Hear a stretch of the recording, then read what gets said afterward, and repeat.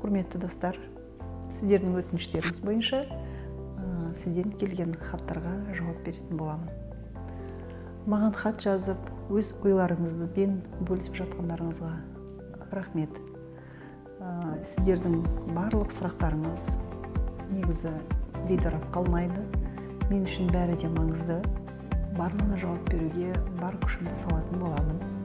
Алдағы уақытта түсірілетін видеоларды жіберіп алмау үшін YouTube каналына жазылып қойды ұмытпаңыздар.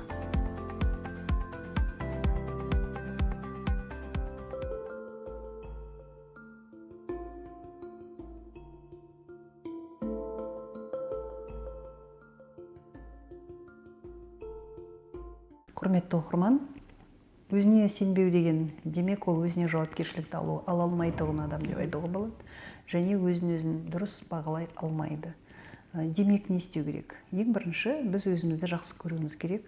Өзіміздің кім екенімізге, қандай адаммын мен негізі, бүгінгі күнге дейін мен не істедім, қандай менің жасаған жетістіктерім бар деген сұраққа жауап іздеген дұрыс. Және өзіңіздің өткен өміріңізді көз алдыңыздан елестетіп, қайта бір айналдырып көріңізші, шын мәнінде. Неге менде сенімділік жоқ? Мен кімге арқа сүйеймін? Сенімді болу үшін менің арқамда тіреп тұрған менің ағам болмаса, әкем, туысым болу керек пе? Мүмкін мен жалғызбын ба? Не себептен мен өзім сенбеймін? Егер сіз осы сұрақтың жауабын табатын болсаңыз, өзіңізге сұрақ қою арқылы, егер сол сұрақтың жауабын табатын болсаңыз, онда сіз сенімділігіңізді нығайта аласыз. Ең бірінші, өзіне неге сенбейді? Демек, өзін дұрыс бағалай алмауынан, екіншіден, ол осы күнге дейін басқа адамның арқасында өмір сүріп келді. Болмаса басқа адамға арқа сүйеп, күнелтіп келді деп айтуға болады. Сондықтан да сіз өзіңіздің әрбір жасаған ісіңе жауапкершілікпен қарауың керек. Және бүгін мен ешкімсіз өзімнің еңбегіммен, өзімнің ойыммен, өзім шешім қабылдап, өзімнің іс-әрекетіме өзім жауап беретін боламын. Егер бүгіннен бастап, егер осыны дұрыс қалыптастыратын болсаңыз, әдетіңізге айналдыратын болсаңыз, өзіңіздің сеніміңізді нығайтатыныңызға мен сенімдімін. Мен өзіме сенбеймін, мен қорқамын. Бірақ сіздің жазған сұрағыңыз маған түсініксіз болып тұр. Сондықтан да неден қорқамын, кімнен қорқамын? Бұл эмоционалды қорқыныш па? Бұл физикалық қорқыныш па?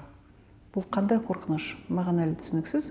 Сондықтан да қорқудың астарын егер қарайтын болсақ, онда ол сіздің психологиялық бір соққыдан болуы мүмкін, болмаса бір стресстен болуы мүмкін. Мысалға, қараңғылықтан қорқатын адамдар бар, жалғыз лифтқа кіруден қорқатын адамдар болады.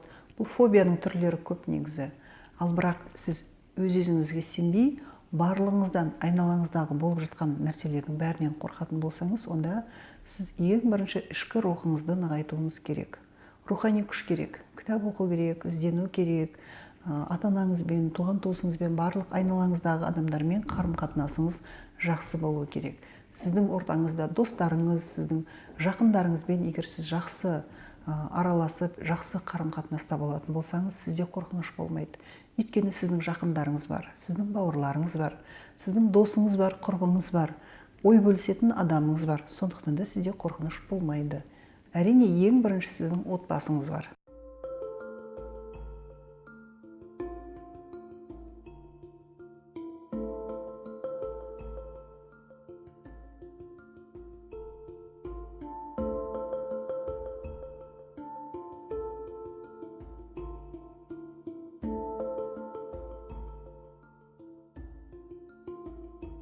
Негізі оқырманымыздың айтып отырған сұрағы кішкене өте ауырлау екен.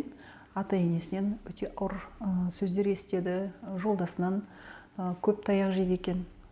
Әрине, оның жүйкесі жұқаратын, оның шыдамының да шегі болатын кезі бар. Бірақ мен сұрақ қойып отырмын, неге сізге ата-енеңіз көбірек ұрсады?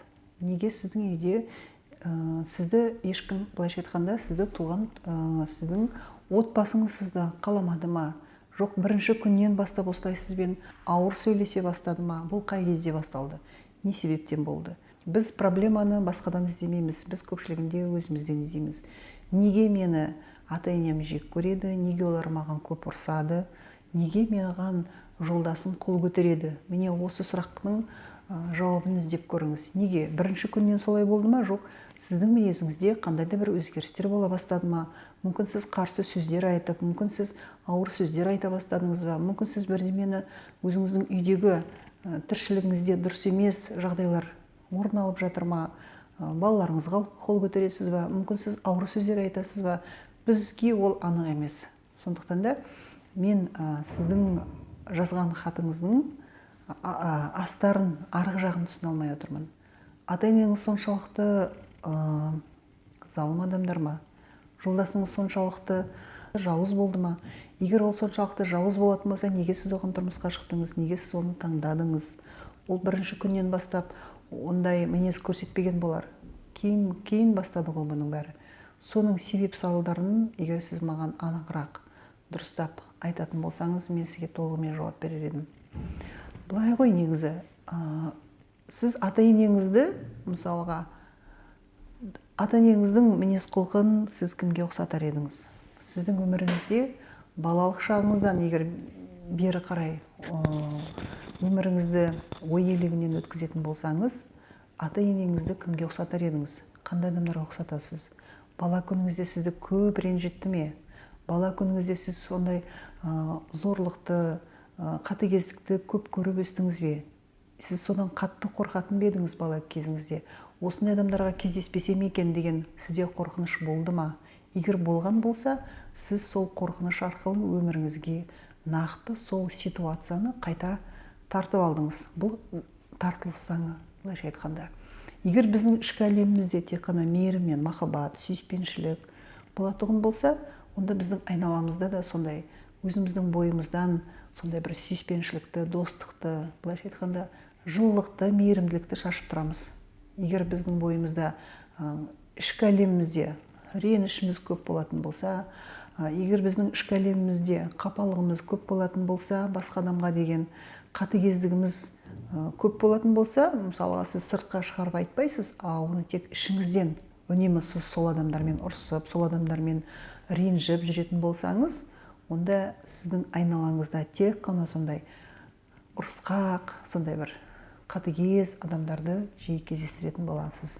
Сондықтан да ең бірінші сіз ойыңызды өзгертіңіз. Бүгіннен бастап жақсы ой ойлай бастаңыз. Ата-енеңізге іштей махаббатыңызды, іштей жайма шуақ мейіріміңізді жіберіңіз. Іштей сіз оларға денсаулық тілеңіз, алғыс айтыңыз.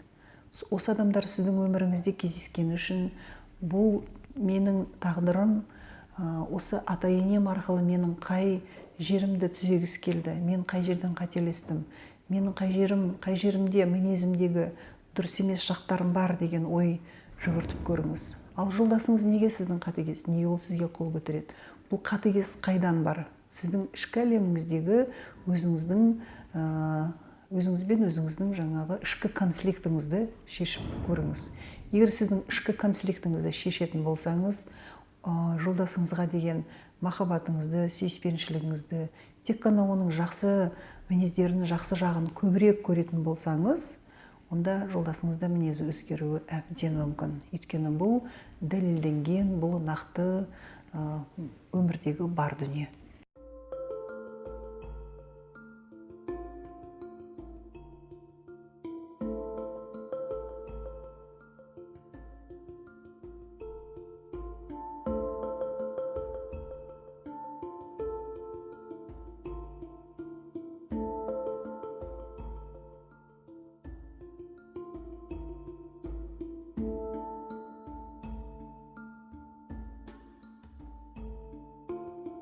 Келесі хаттың авторы баласының кекештеніп, былайша айтқанда, қарапайым тілмен айтқанда, тұтығып сөйлейтұғыны туралы жазған екен. 5 жасынан тұтығып қалған бала, бірақ сол сәтте не жағдай болғанын жазбапты. Мен сізге бір мысал ретінде бір жағдайды айтып өтейін. Таңертең ерте таңғы сағат 6-да біреу есікті қағады. Кішкентай балаға ата-анасы айтады, барып есікті аш. Бала барып есікті ашқан кезде ар жақтағы мектептің оқушысы өзінің ағасына келіп тұрған айғай салады. Сол кезде бала қатты қорыққанынан келіп етпетінен құлайды. Сол сәттен бастап тұтығып қалады. Бала дұрыс сөйлей алмайды, тұтыға бастайды. Дәрігерге апарады, логопедке апарады, былайша айтқанда мамандарға апарады, бірақ ештеңе көмектеспейді. Осы сәтте бала негізі ән айтқанды жақсы көреді екен. Анасы соның қалауын білгендіктен вокалға апарайын деген ой туады. Содан баланы вокалға апарады, кейін хорға апарады. Бірақ арада бір 6 ай өткеннен кейін баласының тұтықпасы кетіп, шешіліп, былайша айтқанда жақсы сөйлеп кетеді. Демек, біз бұл жерден нені анықтаймыз?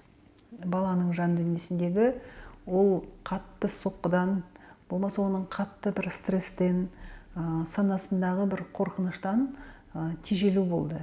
Сол тежелуді, былайша айтқанда, шырмалып қалған санадағы ойды, болмаса жаңағы тілдің функциясын өзінің жаны қалаған әнмен, музыкамен, ішкі жан дүниесіндегі гармониямен ол шешті. Демек, бұл біздің психологиялық, физиологиялық емес, бұл біздің психологиялық проблема екенін көруге болады. Сондықтан да, құрметті оқырман, мен сізге айтқым келетіні қызыңызбен ұзақ сөйлесіңіз. Тек қана сіз мысалға жазып беріп қана түсінгеніңіз, қазір соңғы кезде қызым тұтыққаны соншалықты айтқысы келмейді, сөйлегісі келмейді, жазып бере салады деп. Бұл дұрыс емес. Егер сіз оған жазып беріп, бір-біріңізге хат арқылы тілдесетін болсаңыз, балаңыз мүлдем сөйлеуден қалуы мүмкін. Бұл ауыр жағдай. Сондықтан да сіздің балаңыздың дені сау, балаңыз сөйлей алады, бірақ оның санасында кішкене бір бөгет тұр. Сол бөгетті бұзып шығу үшін оған ішкі жан дүниесінің қалауынша бір керемет жаны қалайтұғын іспен айналысқаны дұрыс. Ең бірінші поэзия оқуы мүмкін, әдемі мәдениетті, сондай бір көркем сөз, шығарма оқуы мүмкін. Болмаса жаңағыдай вокалға апарарсыз, сөйлеу манерасы, болмаса шешендік өнер, қазіргі курстары бар. Міне осындай жерге апаратын болсаңыз, қызыңыздың бойындағы тұтықпасынан арылатынына мен сеніммен сізге уәде бере аламын.